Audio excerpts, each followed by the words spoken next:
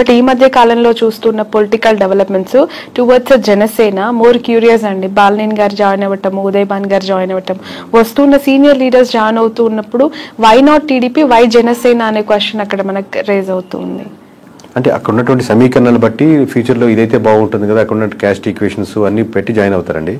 ఇంతకుముందు బాలినేని గారు కూడా ఇప్పుడు అంతకుముందు టీడీపీ నుంచి ఆఫర్ వచ్చింది, లేదా జనసేన నుంచి ఆఫర్ వచ్చి ఉండొచ్చు, లేదా ఇప్పుడు అయిపోయిన తర్వాత ఇప్పుడు ఆల్రెడీ టీడీపీ నుంచి వాళ్ళు క్యాండిడేట్ ఉన్నారు కదా, గెలుచున్నారు కదా, మన నెక్స్ట్ జనసేనకి అయితే బాగుంటుందని లోకల్ సమీకరణాలు పట్టుకొని ఆ డిసిషన్ తీసుకుంటా ఉంటారు ఎనీ ఎమ్మెల్యే. బట్ ఈ జాయినింగ్స్ అనేవి ఈ టూ పార్టీస్ మధ్య ఏమి క్లాషెస్ కి దారి తీయదా మోర్ అంటే? ఎందుకంటే ఆల్రెడీ ఒక పెద్ద పార్టీ ఇద్దరికి ఒక అండర్స్టాండింగ్ ఏంటంటే అండి, ఇప్పుడు మీకు ఇందాక వైఫ్ అండ్ హస్బెండ్ ఎగ్జాంపుల్ ఏంటంటే, మీకు ఒక పిల్లలు వైఫ్ అండ్ హస్బెండ్ అందుకే మీకు కామన్ గోల్ ఎక్కువ ఉంటుంది. At the same time me individual మీకు కొన్ని లక్ష్యాలు ఉంటాయి, మీకు ఆయనకు ఎక్కువ లక్ష్యాలు ఉన్నట్టు. ఇక్కడ ఏమవుతుందంటే ఆబ్వియస్లీ రేపొద్దున నా పార్టీ బలోపేతం చేసుకోవాలని ఇరు పార్టీలకి ఉంటుంది, ఇరు పార్టీ లీడర్లకి ఉంటుంది. సో ప్యారల్ గా ఒకటి మీకు తెలిసినా ఒకటి తెలియకపోయినా రెండు పార్టీలు తన పార్టీ బలోపేతం చేసుకోవాలని వర్క్ చేసుకుంటూ ఉంటాయి. దాంట్లో ఎటువంటి సందేహం లేదు. ఎన్నికలకి ముందు వైఎస్ఆర్సీపీ నుంచి చాలా మంచి లీడర్స్, సీనియర్ ఫైనాన్షియల్ స్ట్రెంగ్త్ ఉన్న లీడర్స్ ని వైసీపీ పోగొట్టుకుంది.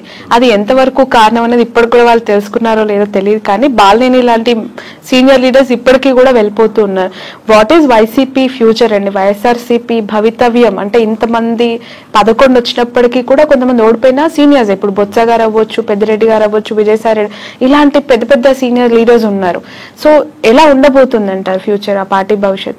అంటే ఎనీ పార్టీ అండి, నాట్ ఓన్లీ వైఎస్ఆర్సీపీ, ఎనీ పార్టీలో లీడర్స్ పోతుంటారు. ఇప్పుడు టీడీపీ నుంచి కూడా చాలా మంది వైఎస్ఆర్సీపీకి వెళ్ళినప్పుడు, లేదా ప్రజారాజ్యం నుంచి చాలా మంది మూవ్ అయ్యి ఉంటారు.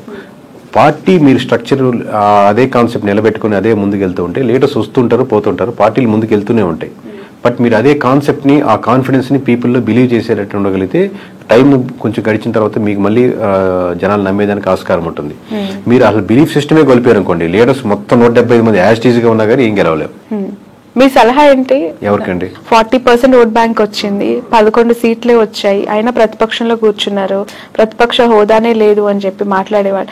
మీరు ఒక కేకే కన్సల్టెన్సీ నుంచి యాజ్ అ సీఈఓగా జగన్మోహన్ రెడ్డికి కావచ్చు, వైఎస్ఆర్సీపీకి కావచ్చు, వెళ్తాం అనుకునే లీడర్స్ కావచ్చు, what is your advice?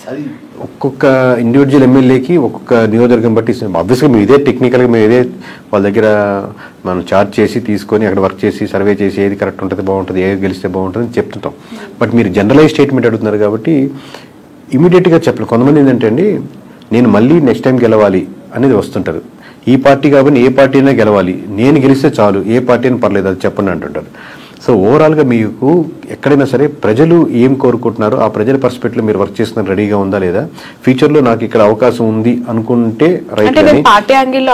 Generalise statement చెప్పండి. అంటే జగన్ గారు ఏం చేస్తే ప్రతిపక్షంలో ఇంకా బెటర్ గా వాళ్ళు ఎవరేనంటే ఇప్పుడు వీళ్ళు సిట్టింగ్ అన్న అపోజిషన్ ఒకటే, దీంట్లో ఏం పెద్ద ప్రిన్సిపల్లో ఏం తేడా లేదు.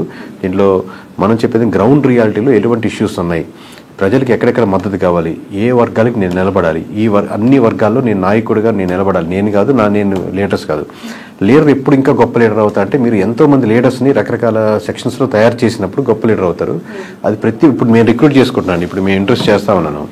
ప్రతి ఇంటర్వ్యూలో నేను చూసుకునేది అంశం ఏంటంటే, నాకంటే ఇతనికి లేదా అమ్మాయికి ఎక్కువ టాలెంట్ టెక్నికల్గా ఈ విషయంలో ఉందా, లేదా ఆల్రెడీ ఉన్న వాళ్ళకంటే ఎక్కువ టాలెంట్ ఉందా అని చూసుకుని లీడర్ అవుతాడు. నాకంటే ఎక్కువ టాలెంట్ ఉండకూడదు, నేనే లీడర్ ఉండాలి అనేది కంటే కూడా ప్రతి నియోజకవర్గంలో ప్రతి అంశంలో నాకంటే వాక్చాతుర్యంలో కానీ, మాట్లాడే విషయంలో కానీ, సబ్జెక్ట్ నాలెడ్జ్లో కానీ, మాట్లాడితే కరెక్ట్గా మాట్లాడే పర్సన్స్ కానీ, అంటే అపోజిషన్ కూడా చాలా టెక్నికల్గా మాట్లాడుతున్నాడు, చాలా రైట్ ఇతను, ఓన్లీ అరిచేసి ఏదో తిట్టేసినట్టు కాకుండా అలాగా టెక్నికల్ సబ్జెక్ట్ ఉండే లీడర్స్ని మీరు డెవలప్ చేయగలిగితే ఈ ఉన్న 4-5 సంవత్సరాల్లో మీరు మళ్ళీ గవర్నమెంట్ ఫామ్ చేయడానికో లేదా మీరు ముందుకు రావడానికో తేడా ఉంటుంది. కానీ ఇదే పద్ధతిలో వెళ్తే, ఇదే లైన్లో వెళ్తా ఉంటే మళ్ళీ మీకు కష్టమే. ఓకే. ఈ 2 తెలుగు స్టేట్స్లో ప్రాంతీయ పార్టీలకు ఎంతో కొంత కోర్ ఓట్ బ్యాంక్ని కైవసం చేసుకొని సస్టైన్ చేస్తున్న పార్టీస్ని మనం చూస్తూ ఉన్నాం. ఇక్కడంటే ఇప్పుడు కాంగ్రెస్ అధికారంలోకి వచ్చింది, అగైన్ అక్కడ మళ్ళీ ప్రాంతీయ పార్టీ, ఆఫ్ కోర్స్ జాతీయ పార్టీ అయినప్పటికీ కూడా వాళ్ళు ప్రాంతీయ పార్టీగానే ఎస్టాబ్లిష్ అయ్యారు టీడీపీ. సో ఒక ప్రాంతీయ పార్టీ యొక్క ప్రభావము, వాళ్ళ ఇంపాక్ట్స్ 2 స్టేట్స్లో ఇంతకాలం చూసిన ప్రజలు మతతత్వ రాజకీయాల్ని, మతతత్వ పార్టీలను ఎంకరేజ్ చేస్తాయా, కన్సిడర్ చేస్తాయా? అంటే ఇప్పుడు నేను నేషనల్ వైజ్ గా చెప్తున్నా కదండి, మొత్తానికి ఉన్న సంబంధించిన ఓట్ బ్యాంక్ అంటే ఇక్కడ ఎస్పెషల్లీ 2 తెలుగు స్టేట్స్ గురించి నేను మాట్లాడు. అంటే కంపేర్ టు నార్త్ లో పోలిస్తే ఇప్పుడిప్పుడే సౌత్ లో బీజేపీ కూడా ఇంకొంచెం ఉంది. కంపేర్ చెప్తున్నాను, నార్త్ లో ఎక్కువ బీజేపీ ఆల్రెడీ ఒక సాచురేషన్ పాయింట్కి వెళ్ళిపోయింది. బట్ సౌత్ లో ఇప్పుడిప్పుడే అక్కడక్కడక్కడ ఆ టైప్ ఆఫ్ చిగురిస్తూ లేదా ఆ థాట్ ప్రాసెస్ లో ఉండి మన ధర్మం అనేది ఆలోచిస్తున్నారు. బట్ అది ఓట్ బ్యాంకింగ్ సరిపోదు గెలిచేదానికి అనుకుంటున్నాను. ఒకసారి మీకు సెంట్రల్ లో బీజేపీ తగ్గిపోతుంది అనుకోండి, దాని ఇంపాక్ట్ మన స్టేట్ లో కూడా పడుతుంది. మొత్తం స్టేట్ లో సెంటర్ లో మనకు గవర్నమెంట్ మారుతుంది అనుకోండి, అది మన స్టేట్ కి వచ్చేసరికి కూడా మన ఇంపాక్ట్ పడుతుంది. ఎప్పుడైతే మీకు బీజేపీ మీద ఎఫెక్ట్ ఎక్కువ పడిపోతుందో, బీజేపీ మునిగిపోతుందో, దాని బీజేపీ ఆధారితంగా నిలబడిన పార్టీలు కూడా దాని ప్రభావం, దాని ఎఫెక్ట్ ఎంతో కొంత తీసుకో తప్పదు. Okay okay in future Nara Lokesh గారికి, పవన్ కళ్యాణ్ గారికి ఎవరికి ఎక్కువగా సీఎం అయ్యే అవకాశం ఉంది అని అంటారు? మీ అజంప్షన్ ఏంటి? అది చెప్పలేము. ఎందుకంటే అండి హైపోథెటికల్ గా ఆబ్వియస్ గా చంద్రబాబు నాయుడు గారు ఉన్నంతసేపు ఆయన గవర్నమెంట్ రన్ అవుతూ ఉంటుంది. 5 years ఇబ్బంది లేదు కదా. But going forward obviously TDP బలంగా, టీడీపీ కార్యకర్తలు కానీ ఎట్లాగైనా సరే మా చంద్రబాబు నాయుడు గారు సీఎం ఉండాలి. దాని తర్వాత లోకేష్ గారే వాళ్ళు కోరుకుంటారు. పవన్ కళ్యాణ్ గారు ఫాలో అయ్యేవాళ్ళు ఆబ్వియస్ గా పవన్ కళ్యాణ్ గారు సీఎం అవ్వాలి, ఇంకా సీట్లు 21 నుంచి మేము 71, 100 సీట్లు వెళ్ళాలని కోరుకుంటారు. బట్ ఇద్దరు కూటమిగా వెళ్ళాలనుకుంటున్నారా, సెపరేట్గా వెళ్ళాలనుకుంటారా? మీరు ఇందా చెప్పినట్టు టీడీపీ సెపరేట్ అయ్యి బీజేపీ ఆబ్వియస్గా బీజేపీ జనసేన వెళ్ళాలనుకుంటున్నారు. దీనివల్ల ఇట్లా సెపరేట్ అయితే మళ్ళీ వైఎస్ఆర్సీపీకి ఫెచ్ అవుద్దా?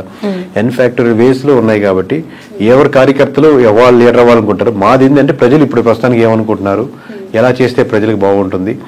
ఇంకా ఆబ్వియస్గా ఏపీ మన సొంత స్టేట్ కాబట్టి ఈ డెవలప్మెంట్లో మనం కూడా ఎంతకైనా భాగస్వామ్యం అయితే ఇది బాగుంటే బాగుంటుంది అని మనకు ఒక స్వార్థం కూడా ఉంటుంది మంది కాబట్టి. ప్రజలు ఏమనుకుంటున్నారు అనేది మీరు చెప్తానంటున్నారు. పిఠాపురం ప్రజలు ప్రస్తుతం ఏమనుకుంటున్నారు? పవన్ కళ్యాణ్ గారు ఎమ్మెల్యే అయ్యారు, డిప్యూటీ సీఎం అయ్యారు, ఒకసారి ఛాన్స్ ఇమ్మన్నారు, గెలిపిమ్మన్నారు, అవకాశం ఇచ్చేశారు.